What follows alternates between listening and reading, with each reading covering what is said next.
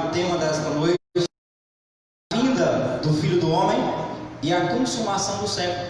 Vamos abordar um tema intrigante, como eu disse, um tema polêmico, que vai confrontar a teologia que está estabelecida aí pelo sistema religioso, que crê numa tribulação que vai ainda acontecer, que crê que Jesus ainda vai voltar, que crê que os séculos ainda vai se consumar. Nesta feita nós iremos ver à luz da Bíblia que não é desta forma que muitos pregam por aí. Amém? Mateus capítulo 24, versículo 1 em diante. Mateus 24, versículo 1.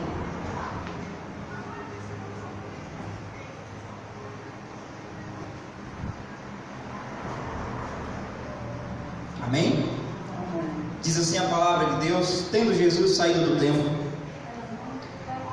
ia se dirigindo ou se retirando quando se aproximaram dele os seus discípulos para lhe mostrar as construções do templo. E ele, porém, lhes disse: não vede tudo isso?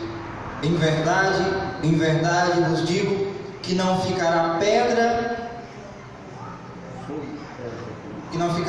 sobre pedra que não seja derribada. Versículo 3. No Monte das Oliveiras achava-se Jesus assentado. Quando se aproximaram dele os discípulos em particular e lhe perguntaram: dize-nos quando sucederão estas coisas, que sinal haverá da tua vinda e da consumação do século? Veja que foi feito a Jesus duas perguntas: que sinal haverá da tua vinda e da consumação do século? Amém? Oremos ao Senhor mais uma vez. Senhor Jesus Cristo, maravilhoso Deus, eterno, bendito, soberano, Deus santo, Deus justo, Deus fiel, mais uma vez te oramos, te agradecemos por mais esse momento que o Senhor nos preparou para estarmos aqui nesta noite congregados, juntos, estreitamos laços de amizade, crescendo na tua palavra, crescendo na graça e no teu conhecimento. Te peço, Senhor, usa-me uma vez mais, porque eu vou usar a tua santa palavra, e a tua palavra é viva e é eficaz, e é mais cortante do que qualquer espada afiada de dois gumes, que penetra ao nosso mais íntimo, na nossa alma, que separa juntas e medulas. Te peço, Senhor, usa-me, porque eu vou usar a tua santa palavra, e o povo de Deus aqui reunido, diga amém, digam graças a Deus, louvado seja o Senhor Jesus Cristo. Então, meus amados irmãos, eleitos de Deus, santos, abençoados com todas as sortes de bênçãos, amém? Você, eu, nós somos abençoados com todas as sortes de bênçãos espirituais. Talvez você não tenha se atido ou atentado para esse dito que disse Paulo à igreja de Éfeso, no capítulo 1, versículo 3, que nós somos abençoados com todas as sortes de bênçãos espirituais. Ou seja, espiritualmente nós estamos completos, perfeitos, não nos faltam nada. Diga nada, não falta nada, está completo. No que diz respeito à vida eterna, à minha salvação espiritual, eu não tenho que fazer mais nada, niente, nada. Amém? Porque Jesus já fez por nós. Por isso que Ele nos abençoou com todas as sortes de bênção. E eu esperei pacientemente, meu irmão Chagas Bezerra, irmão Cássio Moura, irmãos que aqui estão todos, por esse momento, viu, irmã Sandra? Sandra, o que mesmo? Andrade. Esperei pacientemente por esse momento, em que eu iria ter a coragem, a ousadia de anunciar que de fato e de verdade, Jesus não virá. Oh, paz, meus senhores, Jesus não virá. Que a consumação do século não vai acontecer, porque já aconteceu. Irmão, isso é coisa de doido, isso é coisa de herege. Não, irmão, é coisa da Bíblia. É da Bíblia. Eu vou mostrar para vocês, texto a texto, minuciosamente, biblicamente falando. Eu vou mostrar para você com base na Escritura, porque eu fui acusado esses dias de estar inventando coisas. Eu não criei a Bíblia. Eu não escrevi a Bíblia, Joana. A Bíblia quem escreveu foi, na verdade, não chamava nem de Bíblia, era Escritura. Quem escreveu foi os apóstolos. Quem narrou foi os apóstolos. Quem falou foi Jesus, não foi o Robson de Souza, não foi o Chagas, não foi a Cássia que inventou uma Bíblia aqui no Fortaleza, Ceará. Não, está escrito. Está escrito há mais de 2000 anos que as Escrituras vêm passando de mão a mãos, né? E muitos foram copiando a cópia das Escrituras até chegar a nós a Bíblia, como nós conhecemos. Mas até então isso aqui eram as Escrituras. E as Escrituras vai mostrar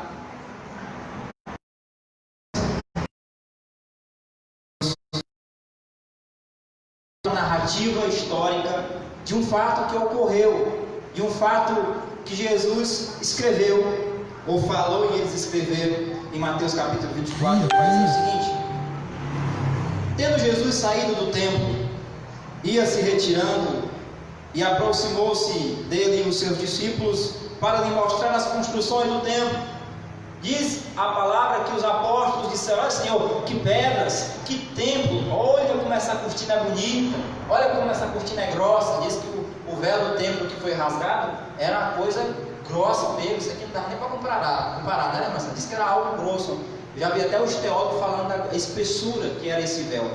Então, de repente eles ficaram admirados com aquela estrutura, com aquela construção, mas de repente eles imaginavam que Jesus ia dizer: realmente, isso aqui é a casa do Senhor, é algo maravilhoso, isso aqui é algo bonito, isso é algo esplêndido. Mas a resposta de Jesus, plasma os senhores, foi algo que de repente ele fez confuso. Porque Jesus olhou para ele e disse: olha, em verdade eu vos afirmo que não vai ficar pedra sobre pedra que não seja derrubado. Isso aqui vai cair, isso aqui vai virar muro, isso aqui vai montanha, lixo. Olha o que disse no capítulo 24, versículo 2. Ele, porém, lhes disse: não vede tudo isso? Em verdade vos digo que não ficará aqui pedra sobre pedra que não seja derrubada. Versículo 3: no Monte das Oliveiras achava-se Jesus assentado, quando se aproximou dele os seus discípulos, em particular, e lhe perguntaram: dize-nos, quando sucederão estas coisas? Que sinal haverá da tua vinda e da consumação do século? Foi feita uma pergunta a Jesus, dizendo: olha, Senhor, o Senhor disse que o templo vai cair. O Senhor disse que o templo não vai ficar pedra sobre pedra que não seja derribado. Senhor, vem cá. Quando é que vai acontecer essas coisas? Dize, Senhor, quando é que vai acontecer o sinal da tua vinda e da consumação do século? Foi feito quantas perguntas? 2. Sinal da tua vinda e da consumação do século. Olha, amados, eu tenho aprendido, graças a Deus, ao longo desses anos que eu venho estudando a Bíblia, que não se deve isolar um texto do seu contexto. Quando você for ler a Bíblia, não leia só um texto. Quando você não entender, leia o capítulo por inteiro, que o capítulo vai estar a resposta daquilo que você busca. Porque se você isolar o texto, vai dar vazão para pretextos. E foi isso que nós fomos passados ao longo do século, fomos ensinados pelo sistema religioso a ouvirmos contextos, a ouvirmos textos isolados. Fomos ensinados apenas a ler textos isolados. De repente, houve um trovão ali. Eita, será que é Jesus que está voltando? Porque diz que vai haver uns estrondos, vai haver uns terremotos. Olha a fome, olha a corona, olha o vírus 19, olha isso, olha aquilo outro. Será que Jesus... Agora Jesus vem. Agora Jesus vem. E veio a ebola, veio a gripe espanhola, veio outras mazelas, e nada de Jesus voltar. Eita, Jesus se demorar. Amém, irmãos? Está entendendo aqui? Diga amém. Não está entendendo quase nada ainda, mas vocês vão entender. Em nome de Jesus, amém? Vou fazer igual um amigo meu lá. Eu declaro olhos iluminados. Eu ativo a fé. Irmão, ele me ensina isso, esse negócio da sabeça apostólica aí. Eu declaro a mente de Cristo ativada em vocês, para vocês compreenderem esse mistério. E os olhos iluminados. Olhos iluminados do coração e da mente, amém? Olha, aí Jesus disse, ele respondeu, versículo 4: vede que ninguém vos engane. Olha, vede que ninguém vos engane. Parecia que Jesus estava prevendo, parecia não, ele estava prevendo, rapaz, nunca você enganado. Vede que ninguém vos engane, porque é mais fácil você dizer: olha, irmãos, Jesus está voltando, volte logo para o braço do Senhor, venha para a igreja buscar Jesus, porque Jesus pode voltar e você fica. Enquanto isso, o cara está lá no bolso do irmão. Eita, irmão, volte para Jesus, e o pastor lá mamando nas tetas, desculpa a expressão não acadêmica, das ovelhas, do rebanho. rapando o povo, espoliando o bolso das pessoas, porque é mais fácil você segurar alguém dentro de uma denominação com essa falsa esperança de uma segunda volta, com a falsa esperança de uma grande tribulação que coloca medo no povo. E o povo com medo, ai meu Deus, será que Jesus voltar? Será que eu estou preparado? Alguns dizem, irmão, eu estou me preparando para quando Jesus voltar eu subir. Estou me preparando, como se o sacrifício de Jesus não tivesse sido suficiente para nos aperfeiçoar para sempre. É o que diz a palavra de Deus em Hebreus capítulo 10, versículo 14, que com a única oferta, Ele nos aperfeiçoou para sempre. Então, se eu for olhar eu segundo a carne, se eu for olhar os irmãos segundo a carne, não vão encontrar defeitos. Por isso que Jesus disse lá, Paulo disse lá em 2 Coríntios capítulo 5, versículo 16, se antes conhecemos Cristo segundo a carne, já agora não conhecemos desse modo. Eu não tenho que olhar o irmão ou a irmã segundo a carne, porque segundo a carne, se você for olhar para o irmão Robson, você vai achar defeito demais. Por isso que Jesus disse agora, nesta nova aliança dos seus pecados, jamais me lembrarei. Amém? Mas vamos voltar ao texto para não fugir do assunto. Respondeu Jesus, vede que ninguém vos engane, porque virão muitos em meu nome, dizendo, eu sou Cristo, e enganarão a muitos. Versículo 6. E certamente ouvireis falar de guerras, rumores de guerra. Vede que não vos assusteis, porque é necessário assim acontecer, mas ainda não é o fim. Então Jesus disse, olha, vai vir rumores de guerra, vai vir isso, vai vir aquilo, mas isso ainda não é o fim. Versículo 7. Porque se levantarão nação contra nação, reino contra reino, e haverá fomes e terremotos em vários lugares. Olha, houve um terremoto lá no Haiti, tem até a músicazinha, né? É bonito, o bichinho até inspirado, Ricardo. Inspirado na religião, escreve uma música lá. O fim do tempo está cumprindo e Jesus já está vindo. Alguém já viu essa música por aí? Só eu. Sinais estão se cumprindo, na Bíblia está escrito, e alguma coisa desse tipo. É um negócio, uma rima muito bonita, eu acho até interessante para uma criança, né? Mas o bichinho está cantando algo, futurizando para o futuro, que vai acontecer, sendo que já aconteceu. Amém? Versículo 7. Porquanto se levantará nação contra nação, reino contra reino, e haverá terremotos em vários lugares. Porém, tudo isso é o que? O princípio das dores. Tudo isso é o princípio das dores. Terremoto, fome, isso, aquilo, outro, era só um princípio. Então sereis odiados, sereis atribulados, e vos matarão. Olha. É isso. Então sereis atribulados. É ele, viu? É ele. Olha. Então sereis atribulados. Bota a cadeira aqui, dá uma rochadinha, pode ser que tenha força, não é? Então sereis atribulados. Terremoto chegando. Olha. Que é isso, irmã Cássia? É os terremotos. Os irmãos que estão aí na internet não estão entendendo aqui o motivo do nosso riso, é que tem uma luz aqui que ela está meio piscando, sabe? Não sei se é Jesus que está voltando. Brincadeira. Então, atribulado. Uma das coisas que eu aprendi agora, graças a Deus, com 2 anos para cá, porque até 2 anos para lá, eu ia pelas cabeças dos outros, eu era igual o piolho, sabe, meu irmão? Era igual o piolho, eu ia porque os outros me diziam, eu não atentava, eu não se havia, eu não examinava os contextos, eu ia pelo que os outros me diziam, e aí eu me lascava todinho. Olha, porém tudo isso é o princípio da dores, então sereis atribulados e vos matarão. Quem seria atribulado e quem é que ia ser morto? Nós ou eles? Eles. É isso, sabe, Joana, que muita gente lê a Bíblia, aí fica querendo trazer para nós coisas que não é para nós. Jesus estava respondendo para quem? Para nós ou para o discípulo que fez a pergunta? Resposta no versículo 1. Estava perguntando ao seu discípulo. Estava respondendo, né, fazendo uma retórica aos seus discípulos, dirigindo àqueles que dizem, Senhor, quando é que vai acontecer isso? Que sinal haverá da tua vinda e da consumação do século? Quando é que vai acontecer isso? E aí Jesus vem respondendo, olha, então sereis vocês que estão me perguntando aí, não é a igreja daqui de Fortaleza, do século 21, do ano 2020, não, era eles, Jesus estava se dirigindo a eles. Então sereis atribulados, vos matarão, sereis odiados de todas as nações por causa do meu nome. Nesse tempo, muitos vão te escandalizar. Nascerão muitos falsos profetas e enganarão a muitos. Você pensa que esse negócio de falso profeta é uma coisa de agora? Não é de agora não. Já no tempo de Jesus já existia muitos que se diziam até que ser o Cristo, ser o Messias. Quem ainda não assistiu, eu recomendo que assista, né? Ou aquela série Jesus, ou o próprio filme de Jesus, que ali você extrai muita coisa que você não consegue ver no texto. Tipo, muitos antes de Jesus já tinham vindo muitos falsos cristos em nome dele, dizendo que era o Cristo e era mais uma farsa. É tanto que quando Jesus veio, alguns judeus olharam para Jesus e disseram assim: esse daí é só mais um falsificador.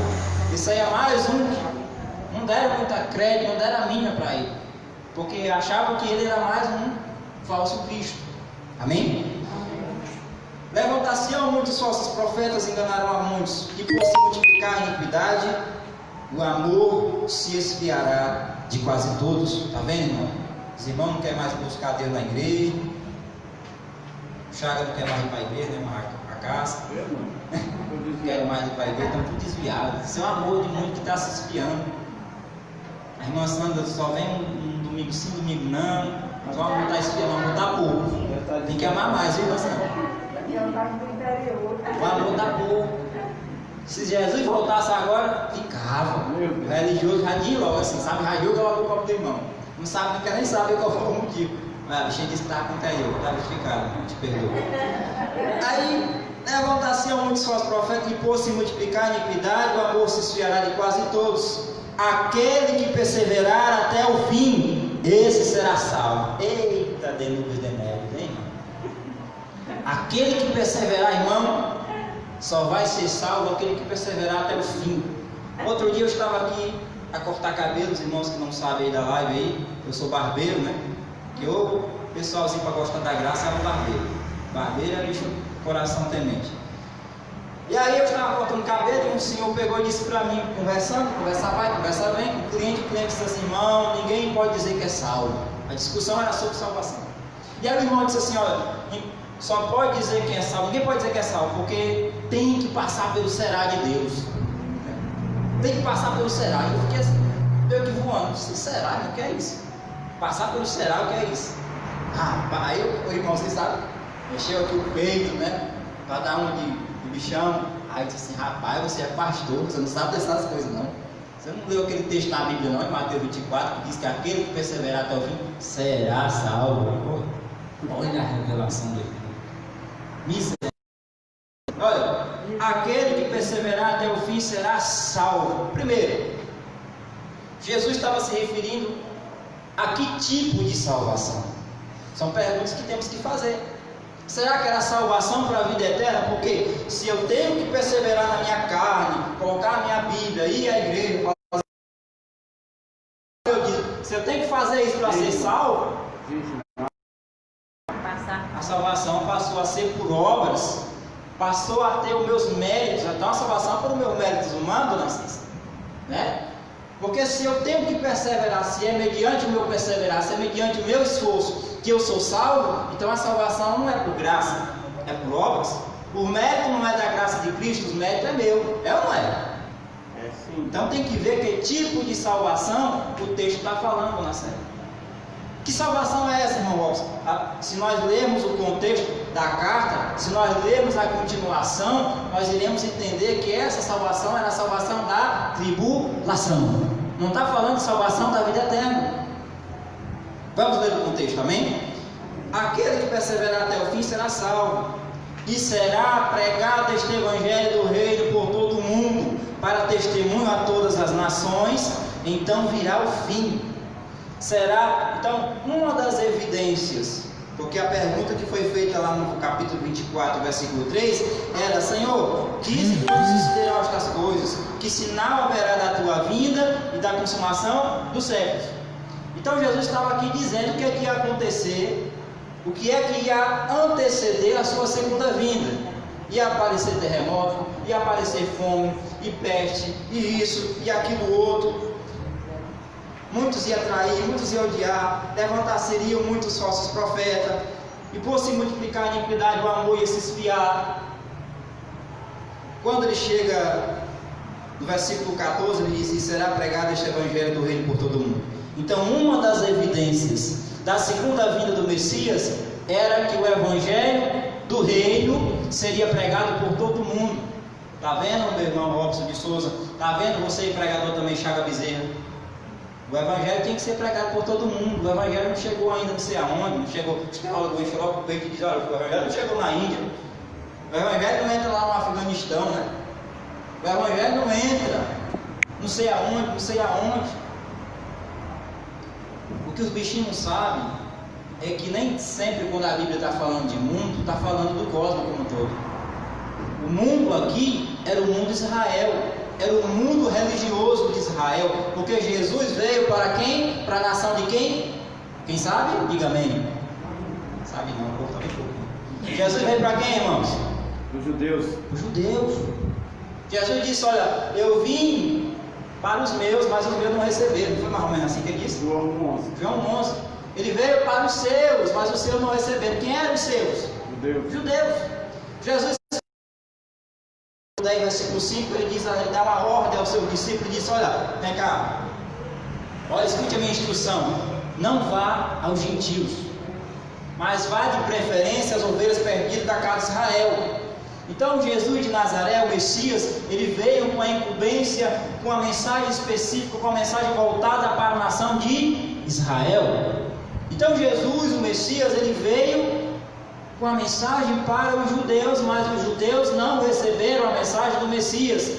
E por causa dessa rejeição, veio a disciplina de Deus sobre quem? Sobre quem? Ixi, ninguém está entendendo a mensagem. Por causa da rejeição de Israel, veio a disciplina de Deus sobre Israel. Amém ou não amém? Amém. Olha, e será pregado o evangelho do reino por todo o mundo. Mundo até então habitado, mundo espiritual, mundo Israel. Olha, para testemunha a todas as nações, então virá o fim. Para testemunha a todas as nações, até hoje é anunciado o que Jesus fez por nós, é ou não é? Então isso aqui serviu, ficou registrado nessa Bíblia aqui, no livro sagrado, né? Para testemunha a todas as nações do feito que foi feito, da obra de Jesus para nós. Versículo 15: quando, pois, virdes o abominável da desolação, de que falou o profeta Daniel no lugar santo, quem lê, entenda. E aí, ele vem falando de alguns sinais que antecederiam a sua segunda vinda. No versículo 15, ele vai citar algo que estava escrito em Daniel, capítulo 9, versículo 26, depois você pode ver em casa. Quando, pois, vistes o abominável da desolação, de que falou o profeta Daniel no lugar santo, quem lê, entenda. Olha, que desolação era essa? Qual era o lugar santo citado? Veja que eu estou apenas lendo um texto. Quantas perguntas eu já fiz, né? Quantas perguntas nós estamos se fazendo a essa leitura? Quando a gente lê a Bíblia, Marlúcia, nós temos que estar todo o tempo se fazendo essa pergunta: para quem, em qual época, a quem Jesus estava se dirigindo, para quem foi essa pergunta?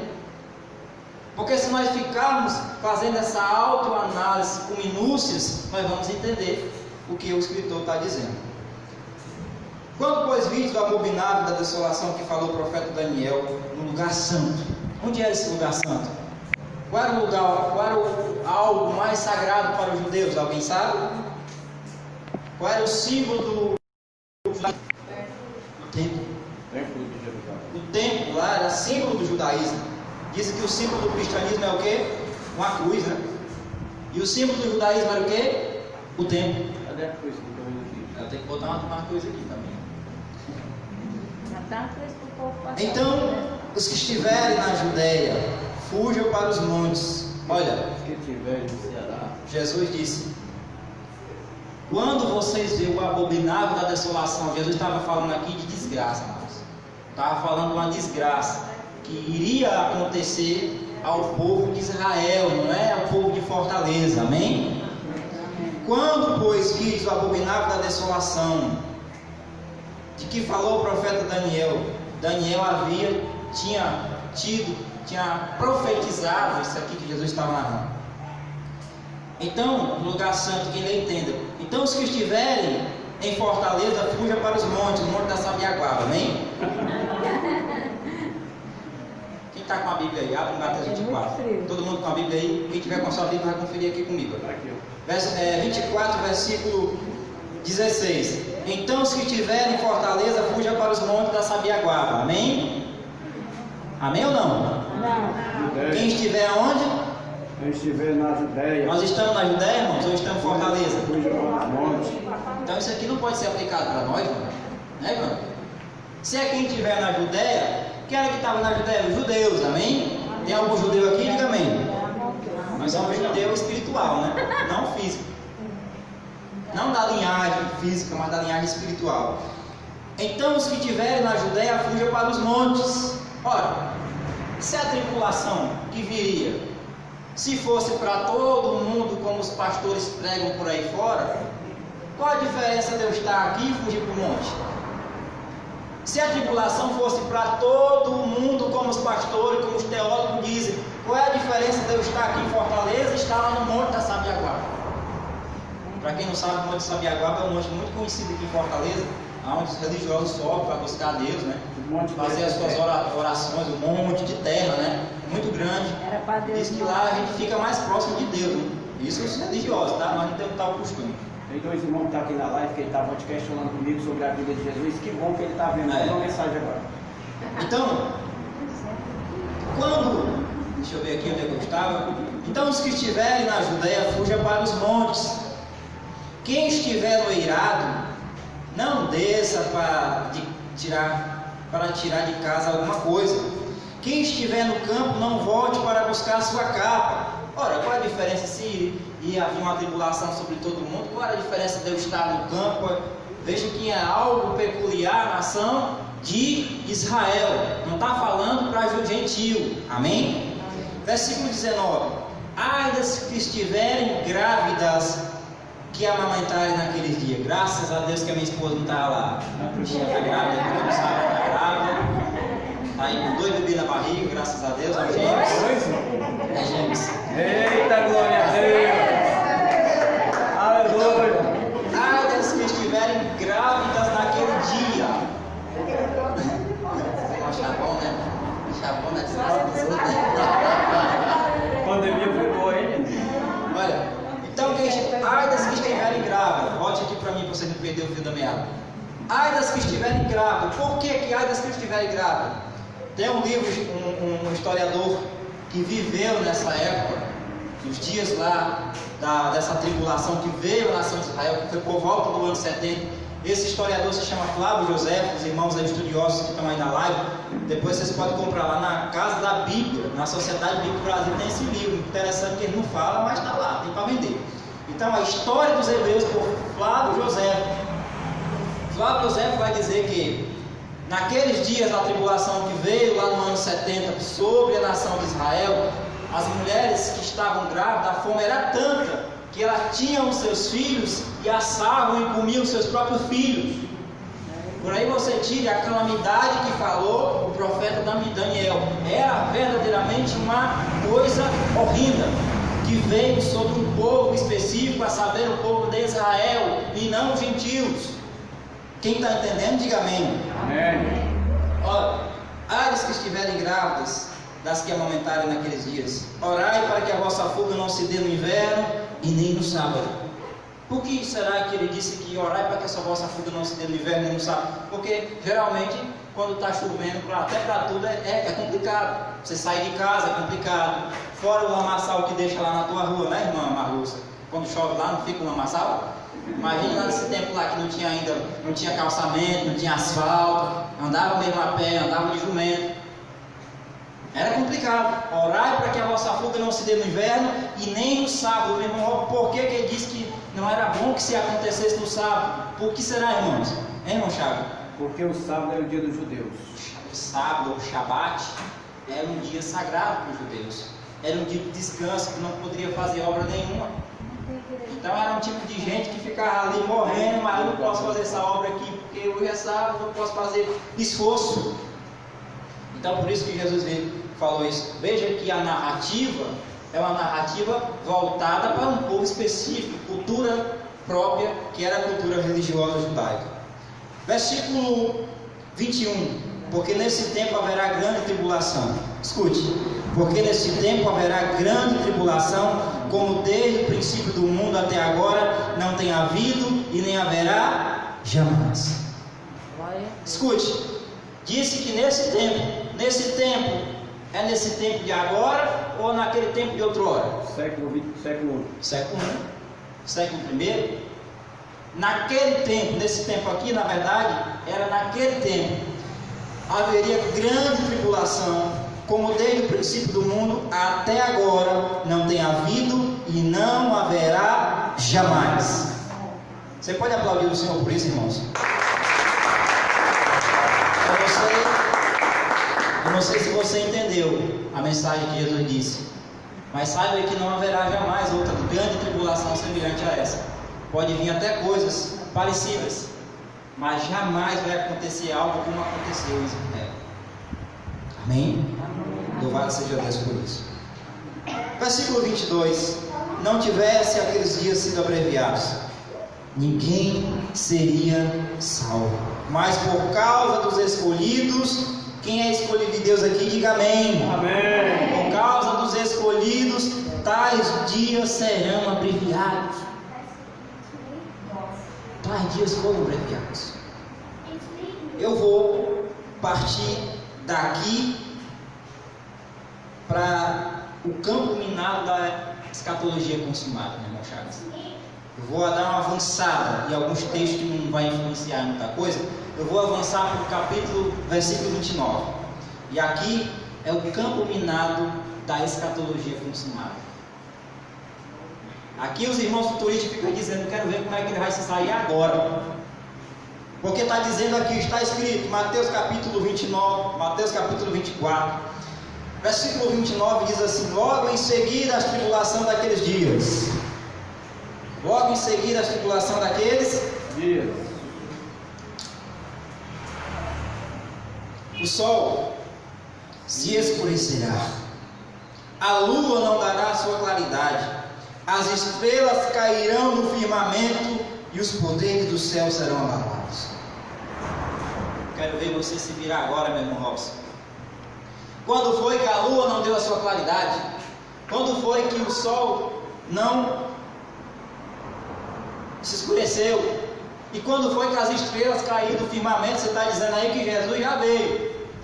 Mas isso aqui não aconteceu. Como é que ele veio? Amados, santos, preciosos, mais do que vencedores, igreja do Cristo ressuscitado. Se nós formos olhar com um olhar humano aqui, nós não vamos entender mesmo não. Nós vamos ficar nessa falsa expectativa de uma segunda vinda do Messias, uma falsa expectativa de uma grande tribulação, sendo que do versículo 29 para trás, existem evidências demais que provam que tudo já foi consumado. Esse texto, logo em seguida a grande tribulação desses dias,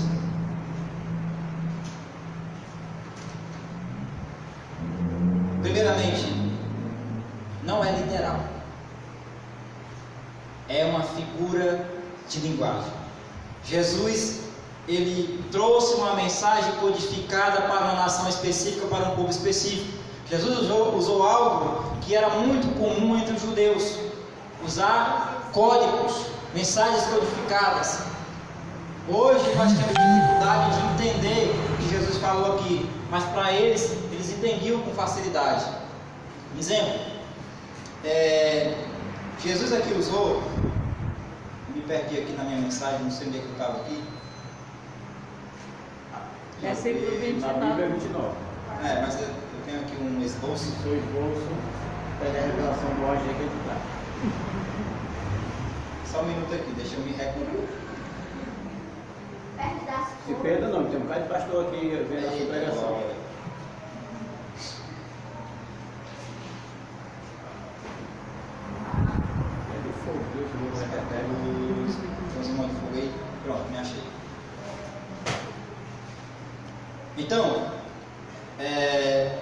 Primeiro, a tribulação lá foi das aflições, porque às vezes eu começo a falar tanto que eu boto aqui a carroça na frente dos bois e acabo me perdendo. Me perdão os irmãos aí que estão acompanhando, mas eu já me encontrei, certo? Então, salvo da tribulação, Mateus 24, versículo 29 ao 31, eu vou ler logo o texto, depois eu vou fazer uma explanação do texto. Mateus 24, versículo 29 diz: Logo em seguida a tribulação daqueles dias, o sol se escurecerá, a lua não dará a sua claridade, e as estrelas cairão no firmamento, e os poderes do céu serão abalados. Versículo 30. Então aparecerá no céu um sinal do Filho do Homem, e todos os povos da terra se lamentarão e verão o Filho do Homem vindo sobre as nuvens do céu, com poder e muita glória. E ele enviará os seus anjos, com grande clangor de trombeta, os quais reunirão os seus escolhidos dos quatro ventos, de uma a outra extremidade. Como eu disse, amados, isso aqui é um campo minado da escatologia consumada.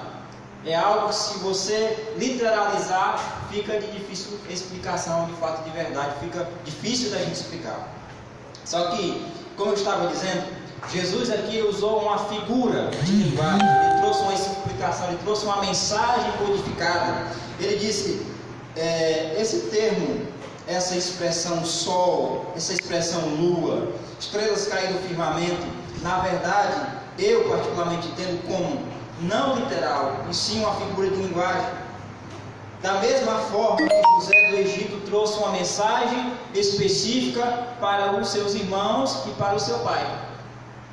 A mesma forma que José, lá no Egito, e contou para os seus irmãos se enfureceram com ele, porque a mensagem eles compreenderam logo de imediato o que José estava dizendo. Vamos ver lá em Gênesis, você vai deixar marcado aí Mateus.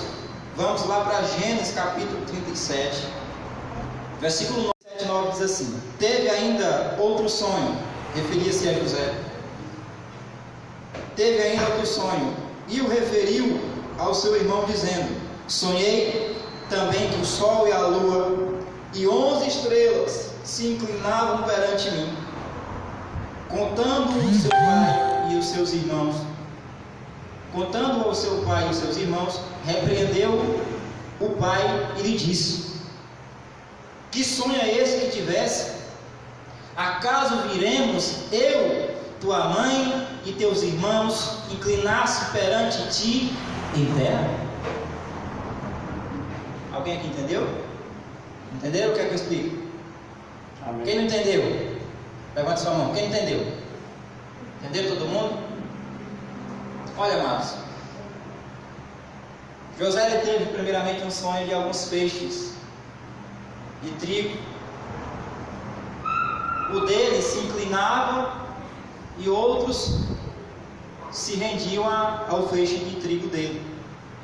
Depois ele teve aí contando, aí depois ele relatou esse sonho aos seus irmãos, que logo de imediato ficaram enfurecidos com aquela mensagem, porque eles compreenderam o que José estava dando a entender.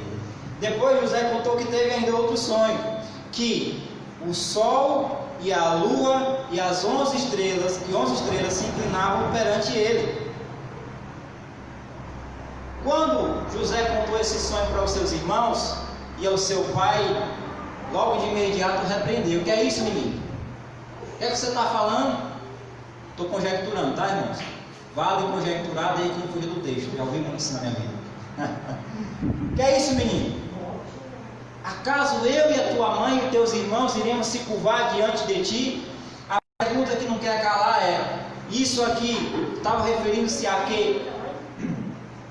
Estava se referindo que logo dias depois, algum tempo depois, José foi vendido como escravo para o Egito pelos seus próprios irmãos, que, enfurecidos de ciúme dele, porque o seu pai amava mais, ou seja, tinha um carinho mais especial por ele do que pelos outros demais, e eles, enfurecidos de inveja, pegaram, não sabendo ele, né, que aquilo ali já era um plano de Deus, vale ressaltar isso aí também, e eles, enfurecidos, né, de ciúme, de inveja, pegaram seu irmão, venderam como escravo para o Egito. Só que quem é abençoado né? Aquele que tem até um ditado que aquele que nasceu para vencer não há derrota que derrote. Quem é abençoado, onde ele estiver e Deus é com ele, tudo tem que ir bem. José na prisão foi bem, interpretou um sonho do padeiro, de um leiteiro, sei lá, alguma coisa assim parecida. Padeiro e Copeiro. E depois isso foi aos ouvidos do faraó, que depois o faraó teve um sonho, que depois chamou José, enfim, resumindo. Para resumir a história, que a história é um pouco longa, e esse foi um dos livros que eu li logo quando eu me converti ao Evangelho, e eu comecei em propósito de ler a Bíblia toda. E quando eu cheguei em Gênesis, na história de José, eu chorava feito um menino novo. Da perversidade, da maldade que fizeram com ele, e de quanto Deus tinha sido fiel com ele. Sabe, eu me emocionava, eu ia às lágrimas mesmo. Faz tempo que eu não sinto essas coisas, sabe, irmão? Precisando de remor. Mas eu ia às lágrimas, era algo novo para mim aquilo, e eu quanto mais eu lia, mais eu chorava. É muito tremendo. Você que não leu ainda o Gênesis, você que não leu ainda a história de José, precisa ler. E aí Deus foi fiel com ele de todas as formas, e José se tornou José governador do Egito. Em canto nenhum na Bíblia, na história, narra que o Egito teve algum governador. Mas Deus tirou um cara lá, podemos assim dizer, da sarjeta, levou para o Egito uma cultura diferente da dele e o cara se tornou governador. Tempos depois, os seus irmãos houve uma crise, uma seca muito grande no Egito e nas circunvizinhanças, Israel principalmente, e aí foi preciso que os outros povos viessem se pedir apoio ao Egito. E aí cumpriu-se aquele sonho que José havia tido, que o sol e a lua e as 11 estrelas se curvaram diante dele, que era sua mãe, seu pai, seus irmãos que ainda não tinham reconhecido, chegaram e foram pedir ajuda a quem? Ao governador do Egito, que era José. Enfim, a história se cumpriu. Mas voltando para os dias de Jesus, quando Jesus diz aqui em Mateus, vamos voltar lá a Mateus capítulo 24, que logo em seguida daqueles dias o sol e a lua se escurecerá, a lua não dará sua claridade, está dando firmamento, está referindo-se a poderes governamentais que até então era estabelecido lá em Israel. Estava falando de poderes, estava falando de religião, que os poderes foram abalados, porque a religião que estava estabelecida até então era a lei de Moisés, era o sacerdócio levítico, era o sacerdócio legalista da lei, enfim. Então isso aqui estava falando de coisas espirituais, não de coisas físicas. Porque veja bem, se uma estrela cair aqui, acaba o mundo. Uma estrela. Imagina as estrelas caírem no seu firmamento, né? Então é uma coisa que não tem muita lógica, visto que depois da tribulação ainda ia existir eleitos. Como é que ia existir eleitos que as estrelas iam cair do firmamento? Uma, duas já era o suficiente para acabar com o mundo, com o cosmos. Não é verdade? Mas vamos prosseguir. Então aparecerá no céu um sinal do Filho do Homem, com todos os povos da terra se lamentarão e verão o Filho do Homem vindo sobre as nuvens. Essa mensagem, vindo sobre as nuvens, para o judeu também era algo que era muito comum. Essa mensagem de dizer que alguém viria sobre as nuvens, que Deus viria sobre as nuvens, significava que Deus viria em juízo para uma nação específica, saber aqui a nação de Israel. Versículo 31. E ele enviará os seus anjos, clangor de trombeta. O que é que significa? Os anjos aqui eram os seus discípulos. Eu entendo que os anjos aqui eram os seus discípulos. Que clangor de os anjos, que nem literalmente o sistema interpreta aí os anjos tocando a trombeta e os mortos ressuscitando literalmente, não. Nesta noite eu estou aqui sendo trombeta de Deus. Amém? Estou sendo trombeta, estou anunciando o Evangelho, proclamar o Evangelho. Ou seja, ele enviará os seus anjos com uma mensagem, sabe? É a trombeta. Está anunciando ou não está anunciando? Estamos anunciando. Então, no caso aqui, essa mensagem, esses anjos que com grande clangor de trombeta, os quais reuniriam os seus escolhidos do quatro ventos, de uma extremidade a outra extremidade, Eram os apóstolos, os discípulos, Paulo, levando essa mensagem aos quatro cantos do mundo até então habitado. É isso que diz, é isso que nós cremos. Versículo 33. Amém? Assim também vós, escute, a parte mais difícil estava passando. Assim também vós, quando virdes todas estas coisas, sabei que está próximo às portas. Jesus está dizendo: olha, irmãos, assim também vós quem? Os apóstolos, os discípulos que havia feito a pergunta, quando virdes todas estas coisas. Olha, se a tribulação ainda não aconteceu, se Jesus ainda não voltou, então Jesus mentiu. É ou não é? Porque Jesus disse: assim também vós, quando virdes. Será que, cadê o Paulo? Está vivo ainda o Paulo? Pedro está vivo? Tiago está vivo? Os seus discípulos estão vivos? João, Tomé? Porque Jesus disse: assim também vós. Vós quem? Vós não é nós, vós é eles. Assim também vós, de todas estas coisas, sabei que está próximo, está às portas. Ou seja, que Jesus estaria voltando. Versículo 34. O versículo 34, meu amigo, aqui é paulado. Sabe como diz aqui no Ceará? É uma voadora na preula, como diz os irmãos lá, aquele negócio lá. Uma voadora. É o checkmate. Em verdade vos digo que não passará esta geração sem que tudo isso aconteça. Em verdade vos digo que não passará esta geração de agora ou a geração de outrora? Geração de Jesus. Geração da igreja do primeiro século.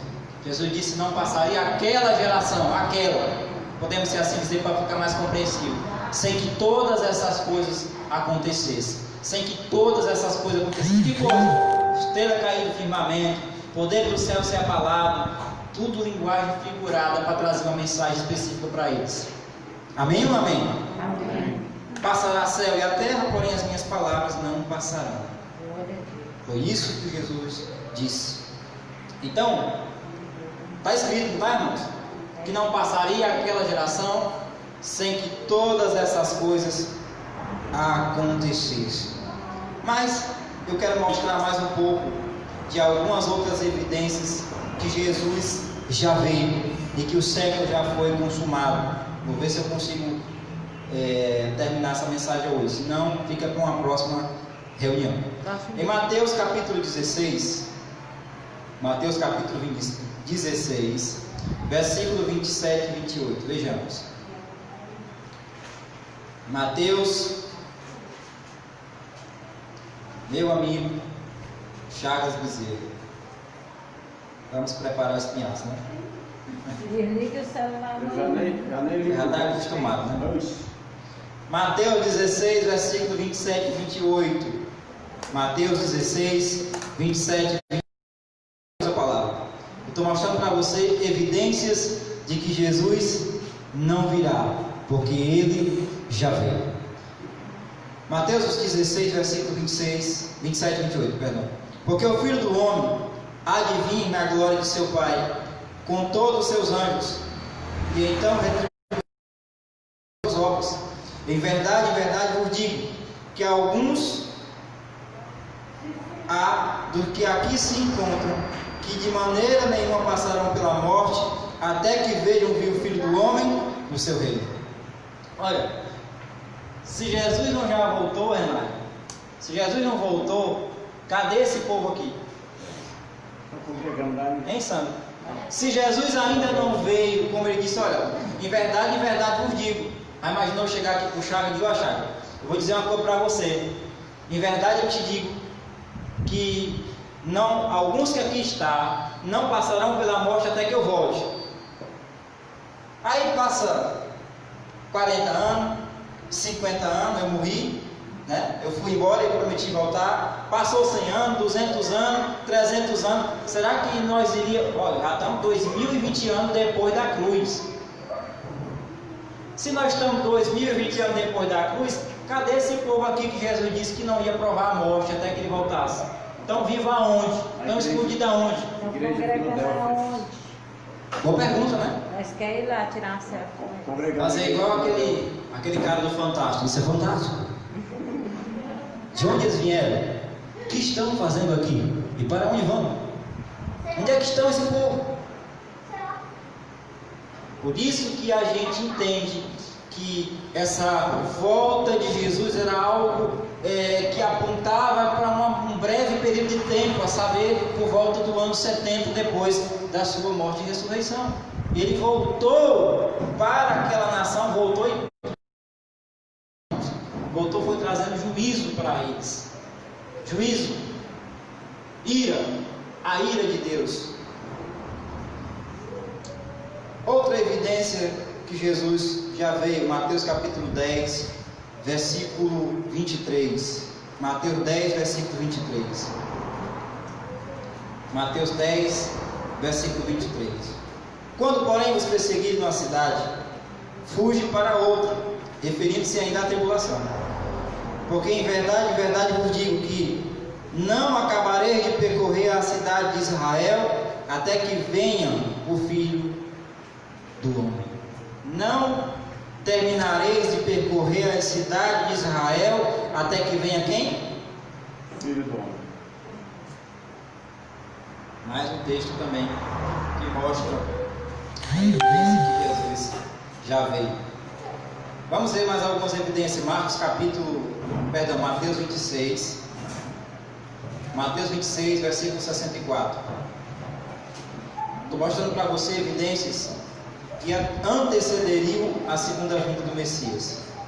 Mateus 26, versículo 64.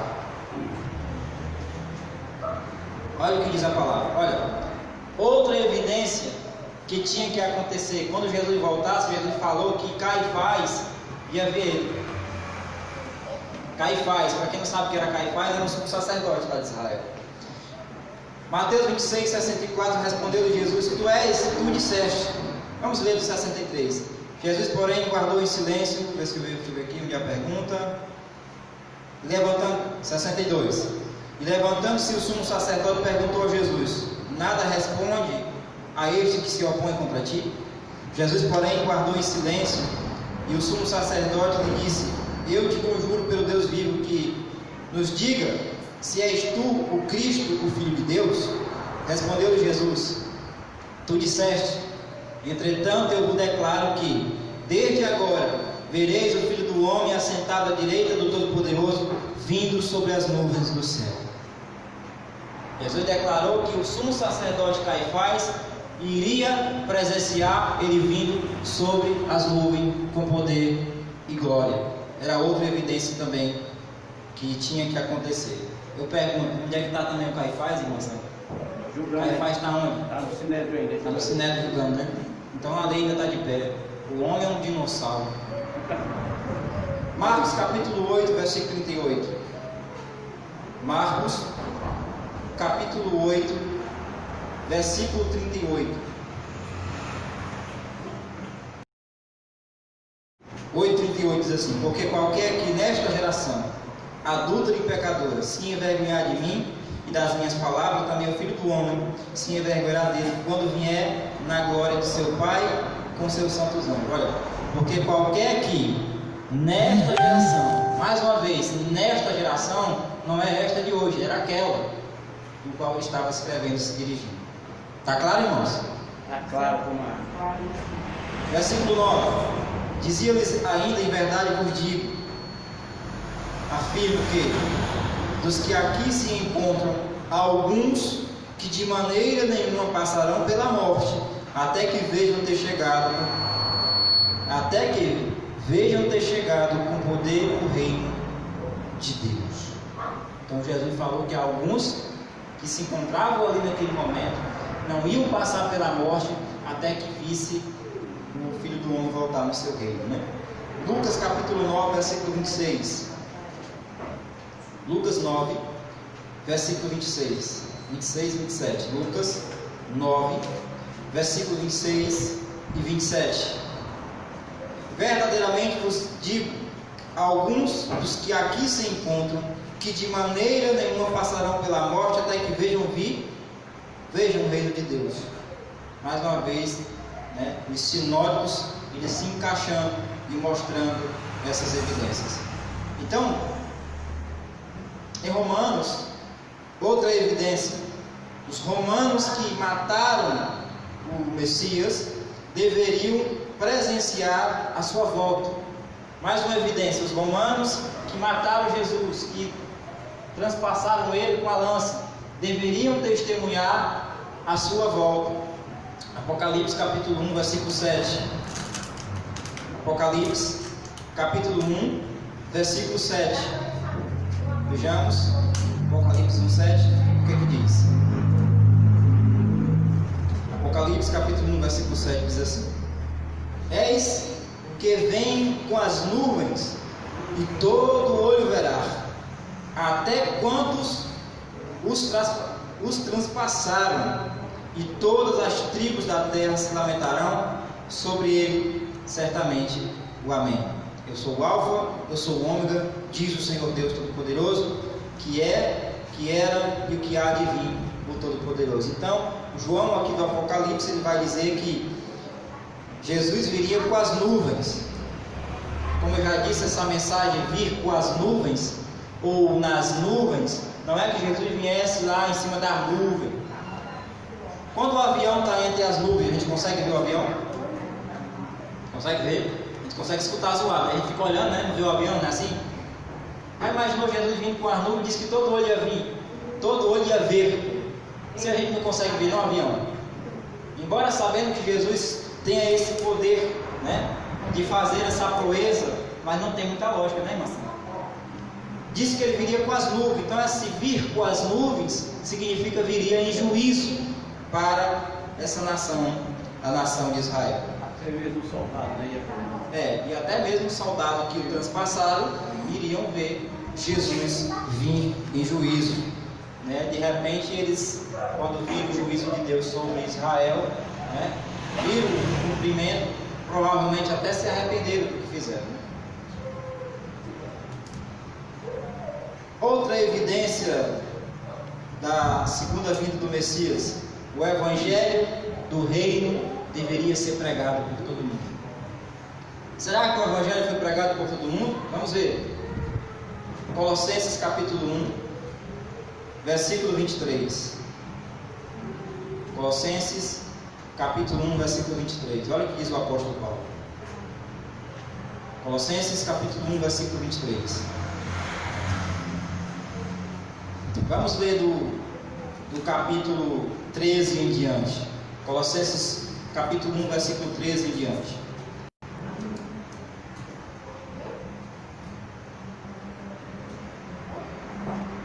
Amém? Olha, Colossenses capítulo 1, versículo 13 diz assim: Ele, Cristo, nos libertou do império das trevas e nos transportou para o reino do Filho do seu amor. Por que eu li do 13 em diante? Porque tem tudo a ver com o que a gente está falando. Ele, Cristo Jesus, nos libertou do império das trevas. Por que era o império das trevas? Porque estavam debaixo, nós não, eles, da igreja do primeiro século, estavam debaixo da lei, estavam debaixo do pecado, estavam debaixo da morte eterna. Mas veio Cristo e os libertou do império das trevas e transportou para o reino. Ou seja, o rei veio reinando. O reino havia voltado, então ele transportou para o seu reino. Vale ressaltar que esse reino não é um reino físico, é um reino espiritual. Amém? No qual temos a redenção e a remissão pelo seu sangue, remissão dos pecados. Esta é a imagem do Deus invisível, primogênito de toda a criação, pois nele foram criadas todas as coisas no céu, sobre a terra, as visíveis e invisíveis, sejam tronos, sejam soberanias, quer principado, quer potestade, tudo foi criado por meio dele e para ele. Ele é antes de todas as coisas, nele subsiste, nele tudo subsiste. Ele é o cabeça do corpo da igreja, ele é o princípio, o primogênito entre os mortos, para que em todas as coisas tenha primazia, porque aprove a Deus que nele residisse toda a plenitude. que havendo feito a paz pelo sangue da cruz, por meio dele reconciliasse consigo mesmo todas as coisas, que é sobre a terra, que é sobre os céus. E a vós outros também, que outrora erais estranhos, vós outros, aqui, esse vós outros aqui é os gentios, certo? Aqui entra nós. E a vós outros também, que outrora erais estranhos, inimigos do entendimento, pelas vossas obras malignas, agora porém vos reconciliasse no corpo, na sua carne, mediante a morte, para apresentar-vos perante ele, santos e inculpáveis e irrepreensíveis. Se é que permaneceis na fé, alicerçados e firmes, não vos deixando afastar da esperança do Evangelho, que ouviste que foi pregado a toda criatura debaixo do céu, e qual eu, Paulo, me tornei ministro. A tradução que diz que esse Evangelho foi pregado por todo o mundo. Amém?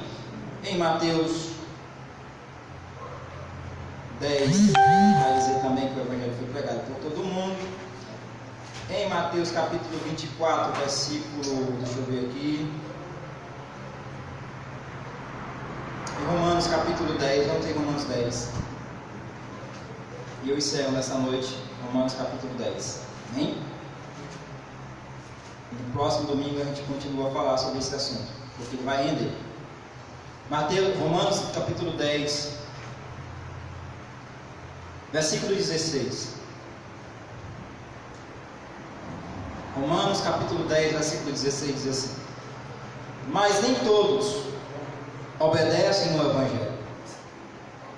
Pois Isaías diz: Senhor, quem acreditou na nossa pregação? E assim a fé vem pela pregação, e a pregação pela palavra de Cristo. Mas pergunto, porventura, não ouviram? Sim, por certo. Porque por toda a terra se fez ouvir a sua voz, e as suas palavras até os confins do mundo. Porque por toda a terra se fez ouvir a sua voz. Aqui está dizendo que por toda a terra se fez ouvir a sua voz. Está escrito ou não está escrito? E por todo mundo as suas palavras. Então, se uma das evidências que antecederia a segunda vinda do Messias era o Evangelho do Reino ser pregado por todas as nações, esse Evangelho foi pregado. E se foi pregado, ele veio. Amém? Ou não amém? Amém? É isso que eu tenho para transmitir para os irmãos nessa noite. Espero que os irmãos tenham ficado satisfeitos. Caso contrário, eu vou me esforçar na próxima reunião para trazer algo mais sólido, né, e continuar a cada dia crescendo na graça e no conhecimento do Eterno. Vamos se colocar de pé. Irmã Cássia, por favor, encerre a minha live. Graças e paz a todos os irmãos, boa noite.